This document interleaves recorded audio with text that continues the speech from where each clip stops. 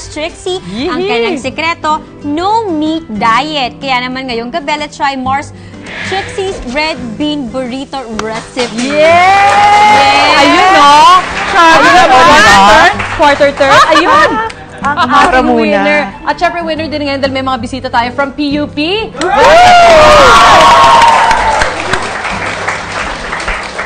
Yan! So, eto na, simulan na natin. Medium heat lang dapat yun. Tapos, unang isasalang natin sa pan, yung tortilla. Iinitin. Actually, yung tortilla is, pwede naman siyang i-oven din. Okay. So, yan. Gagamit ako today ng pan para mas mabilis. Shortcut to para magluto ng tortilla. Para mas mabantayan natin. Correct. So, syempre, dapat babantayan mo rin siya. Tapos, while iniinit yung tortilla, imimix ko na ang mga ito na ang main ingredients talaga. So, una muna, yung garlic. Ayan, naka-chop na siya. Ayan. Onions muna. Onions, ano ba yan? Ayan ang bell pepper. Favorite ko yan. Okay, bell peppers naman to para Yes, medyo spicy to mga Mars. Kumakain ba kayo ng spicy? Tsaka alam nyo ba, ang spicy daw ay nakakatulong sa pangpapayat. Totoo Kasi yan. burn daw nila. Metabolism. Metabolism. Ito na ang garlic. Pwede natin ilagay yung garlic. Tama. May mga iba nagbabaong pa Mars nun. Lahat meron.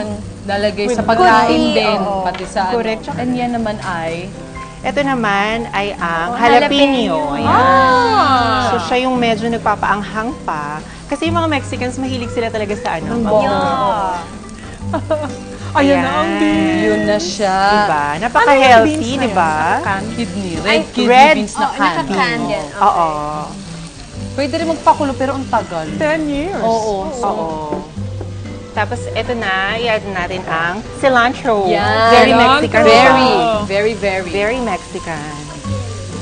Pati sa tortillas, di ba naglalagay sila ng cilantro? Correct sa lahat. Halo sa salsa, meron Favorite din. ko talaga minsan kainin lang yung Mexican food.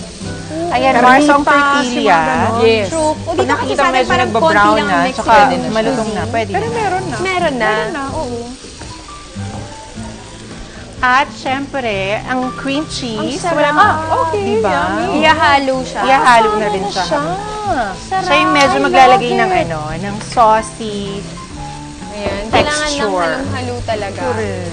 So, after nyan, let it simmer for 2 more minutes para lumambot yung beans.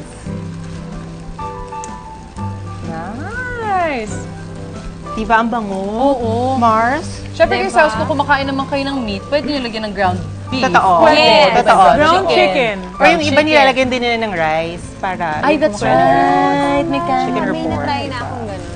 Taray naman ni Diana Ross. Ay, yung si ano? Diba? Salt. Ay, ayan. Diba?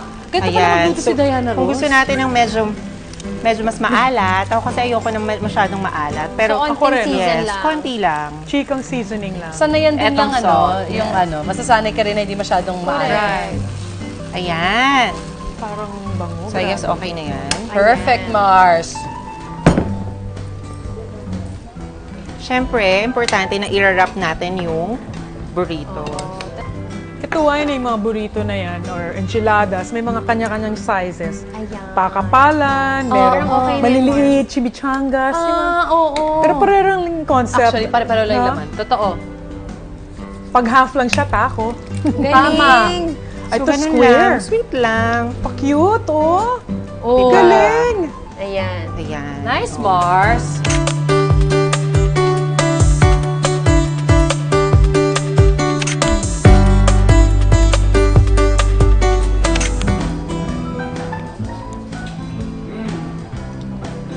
Ang sarap. Sarap, di ba? Hap ng flavor niya. Super Mexican. At saka ang healthy ng ng lasa.